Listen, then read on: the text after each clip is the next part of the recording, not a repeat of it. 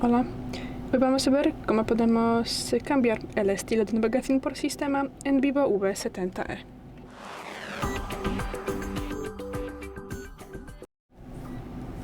Bueno, para esto pasamos a los ajustes, luego tendremos que bajar y buscamos la pestaña Sistema o Gestión del sistema. Luego entramos en la primera navegación del sistema y aquí veremos dos modos.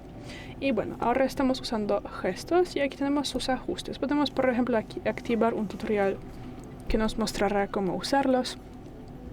Aquí también podemos ocultar o activar la barra, esta.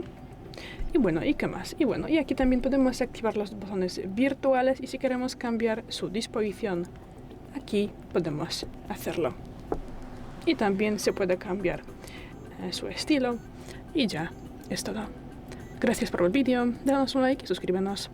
Hasta luego.